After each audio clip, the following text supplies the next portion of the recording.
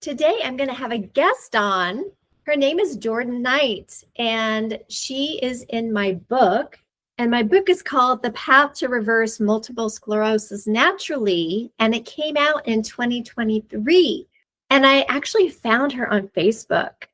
And actually, her mother found me, and she said, guess what, Adrienne, I know you're looking for people to write in your book who naturally healed their MS. Here's my daughter's information. Be sure to reach out to her. And so I did, and that's how we connected.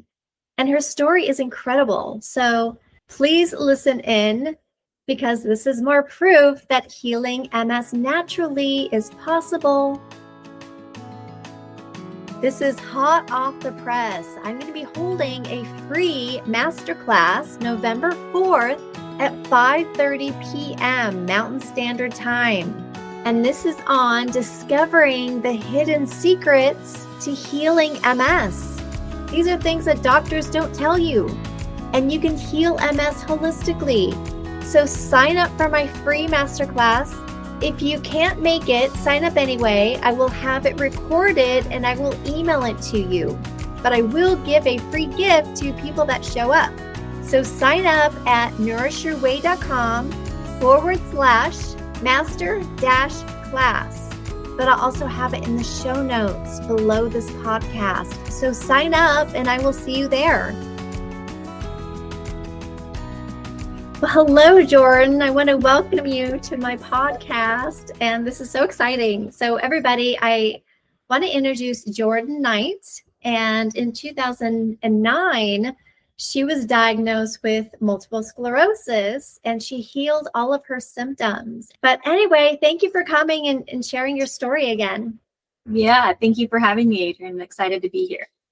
So tell me, how did this all start for you? How old were you, and what were you doing, and what were you feeling back then? Yeah, I think I was about 28 years old, and prior to that, I'd kind of been feeling weird symptoms, like tingling in my hands here and there, and just kind of chalked it up to like neck out of place, or like my foot tingling, maybe some sciatica. And I was active. I was a runner. Worked out, went to the gym, all the things, and I just kind of things started happening more and more. And so it came to a point where I just remember I remember tingling in one side of my body, and then I remember it going to the other side of the body. And I had taken anatomy and physiology, and I remembered one thing, that things don't happen simultaneously at the same time on limbs unless it's happening up here. So I was like, oh, this is neurological. I knew pretty quickly that it was neurological. And I just remember it got to a point where the pain was really significant, where I would take, Epsom salt baths at night and just try and relax my body. And that was kind of the one thing that would like keep the pain away, these like stabbing, jabbing, zinging pain. I had foot drop. I eventually had Bell's palsy, ocular neuritis. I had kind of a brownouts in my eyes, where one would go very brown and dark. All the fun things. They had, what is it, Lhermitte, when you bend your head down, you kind of get that zing up your spine. Lhermitte sign. I had that. Yes. Yeah. And, just finally I was like, I guess this isn't normal. So I think I'll go to my regular doctor and see what's up. He's like, what's going on? And I just said, I'm kind of hoping that this isn't what I think it is.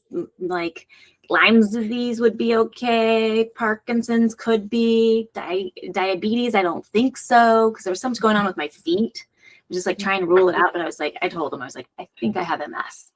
He was like, okay, well, let's get you in. He got me in that day after testing me out. And then I remember the next day at 7 a.m, my neurologist called me on my cell, and I was getting ready for work. And he's like, so you need to know that, the words that crush you is that this is highly indicative of multiple sclerosis. And I was like, yeah, I get that. Jordan, that is highly, it's not common that right. you had this feeling that the symptoms you had were MS. And is that because you had classes in neurology, or you learned about the body? How did you know about that? I had just taken physiology and anatomy, just for fun, kind of. But and so it was fresh in my mind. And then, when things start happening, Dr. Google, well, in 2009, Dr. Google wasn't as good as he is now, but no AI, none of that. But the research had began already. And so I just had a hunch I just knew it was neurological. And the timing, most people have a very long journey on figuring out what it actually is, and the diagnosis takes a long time. But I think I had ignored it for so long. Like most people would have gone to the doctor years before I did. Sure. So I just kind of seemed to have a little more time to figure it out. Oh, yeah. And some people are like that. I was lucky, I had a blind spot in my eye. That's how, I told my husband about it. He's like, go to the eye doctor, figure it out. That's what started my journey. I feel like I was lucky, and then I caught it pretty early. Right. But okay, so after you were diagnosed, then what happened?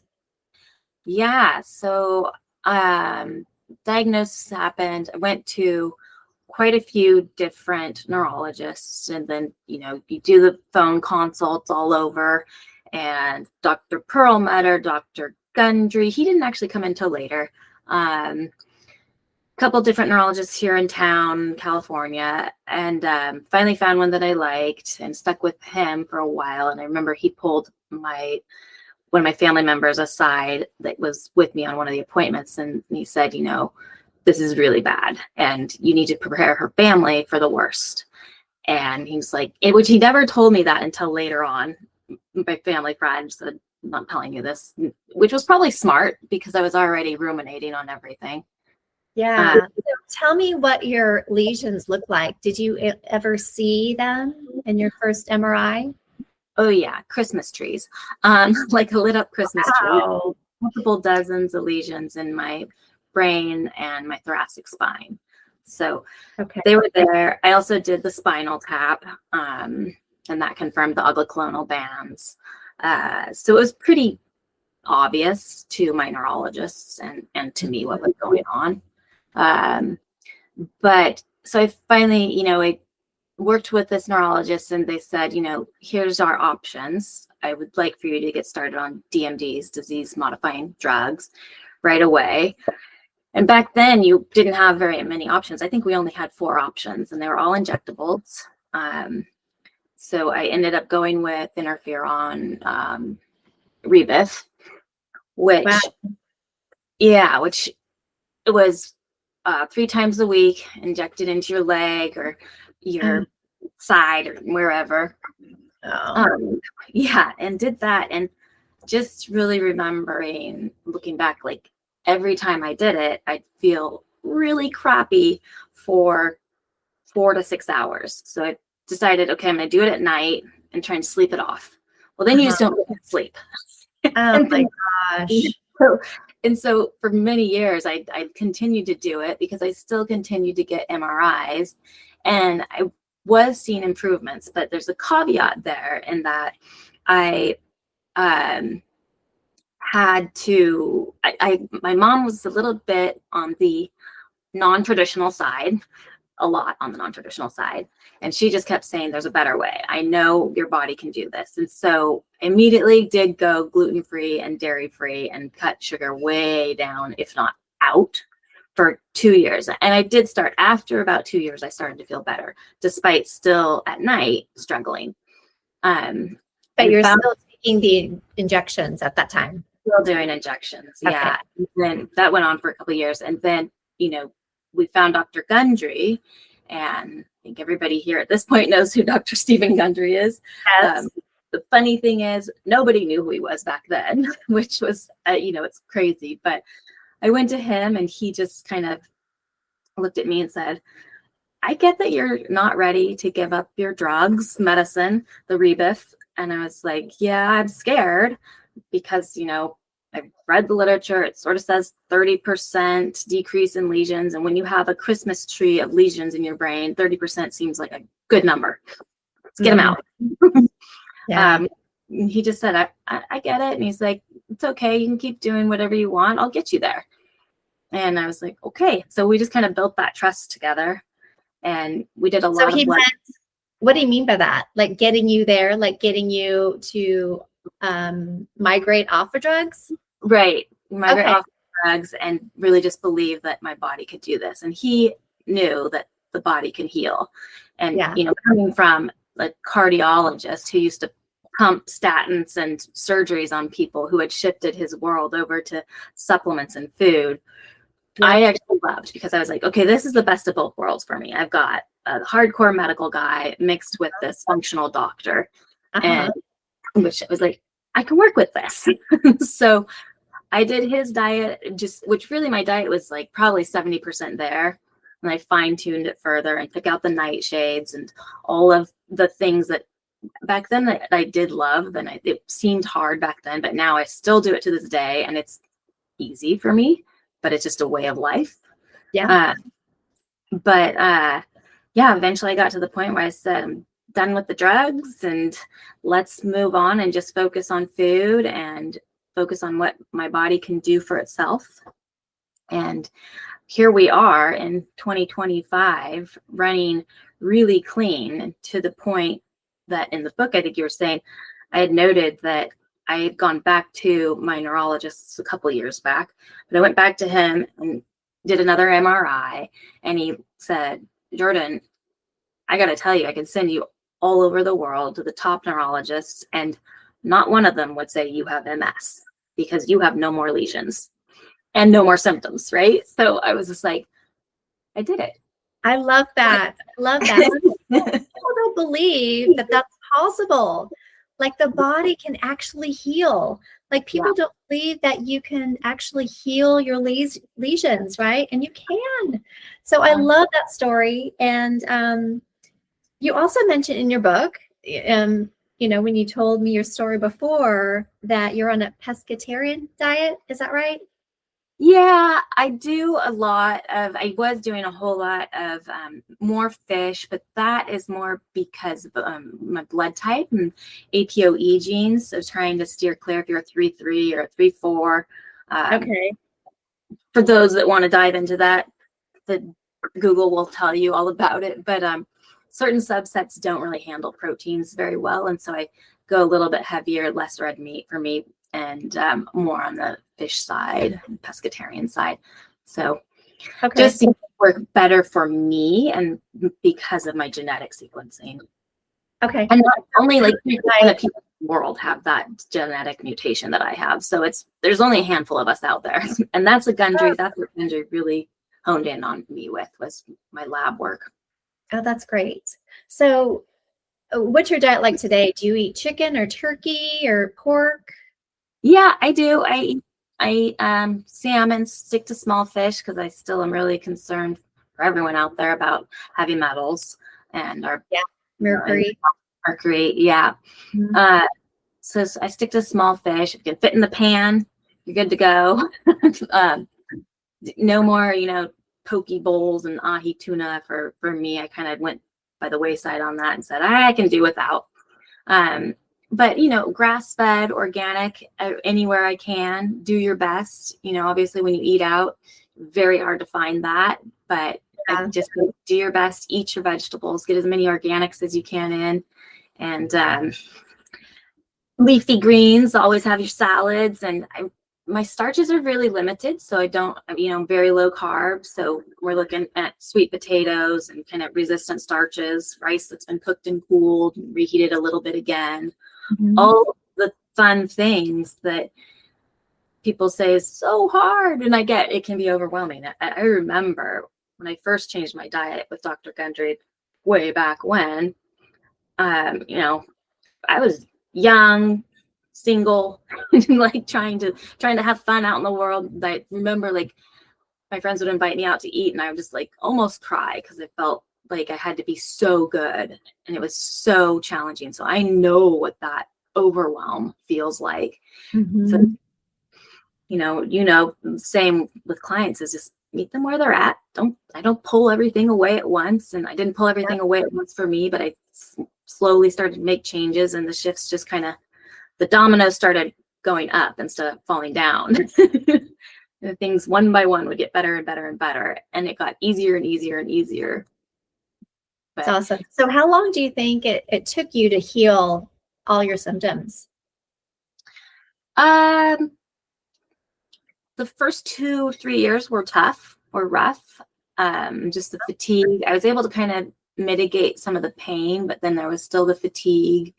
And while you were on your diet, when you changed your diet? No, well, I had changed my diet pretty drastically, pretty quickly. But so I would say, within 2 years, I started to see shifts. It was really a year of being gluten-free, dairy-free, but I still hadn't done all the things that I was doing now. Probably a year, I started to feel a difference, and I was feeling a little bit better, but I was still taking medicine.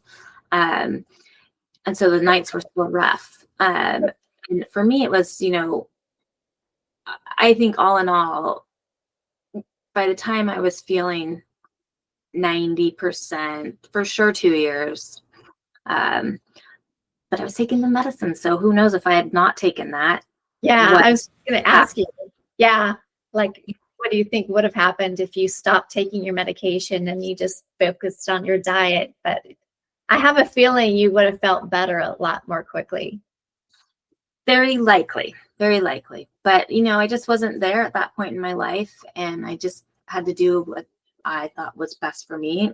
And, I also didn't know then what I know now being a functional health coach and having done 20,000 hours of deep dives, and studying so many different doctors and functional doctors, that it just did my best. And luckily I'm here now and in this position. Yeah. No, I love the story. Yeah. So tell me what you're doing now. Food wise or work wise? Well, we talked about diet already. I think I know what you're doing there, but you're helping other people now, right? Yeah, so we're in the same boat on that, and just doing functional health coaching with a focus on autoimmune disorders, because I know them like the back of my hand. And just really just trying to meet people where they're at and finding my clients. Usually they come to me and they've already kind of been on a holistic journey, and they just need a little bit bigger nudge and a little bit more direction. And so we kind of work on that, and just do a deep dive on what they're eating, where can we make improvements, where are they willing to change, how ready are they willing to make shifts. And for me, it's a lot. It's like, where's your pain point? Like, I often find with my clients not ready to change until the pain's too high. Yeah, I understand that. People are just so fixed on their diet, and it's hard for people to change. But I was going to ask you this too, like, besides diet, was there anything else, or maybe you help your clients with this too? Like, so you said you exercise already, you went to the gym already.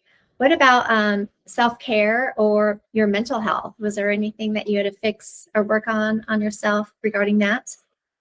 Yeah, I think, for me, there was a big point in my life where you really had to learn how to say no and to focus on you. So it's like, everybody wants you to go do this and do that, but you have to listen. When you're tired, and really hone in on that and say, I can't today. There'll be tomorrow. It's okay.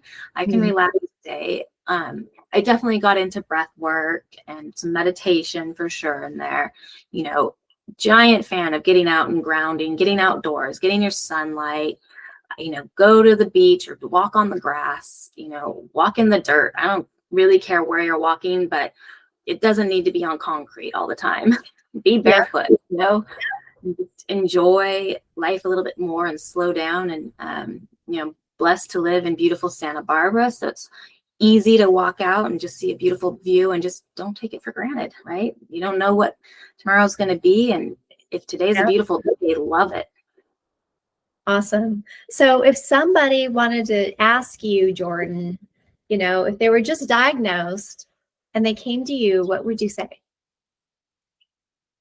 I think I'd probably just ask them, what's the most important thing for you right now that you want to change and that you can change today? Like, what can we do today to help you? Mm-hmm. And let them know that it's going to be okay. And it's honestly, 2025 is as odd as it sounds, it's a great time to get diagnosed with one of these autoimmune disorders, because we have gotten so good at reversing them with food and supplements and the mind body spirit connection. But it depends where they're at, right? They might not be there, and they may just kind of want to focus just on food, and that's fine too. So I think just figuring out where they're at and try not to worry too much and focus on the little tiny bits that you can change today. I love that. Okay, so Jordan, if somebody wanted to reach out to you, how would they do that?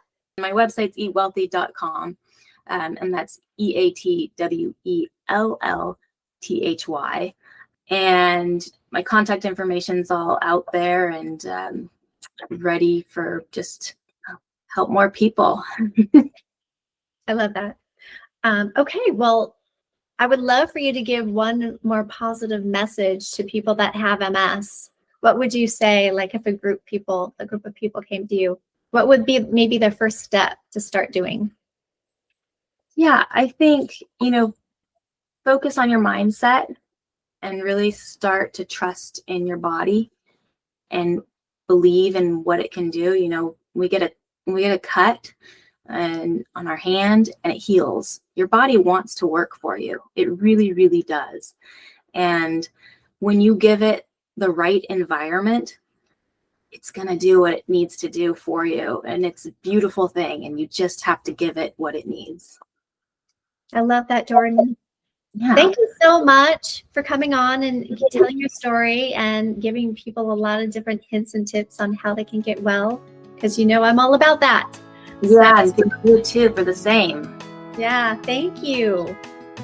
I know you guys have heard me talk about my 12-week program that's a game changer, but if you feel like you just need a couple of coaching sessions, I can do that too.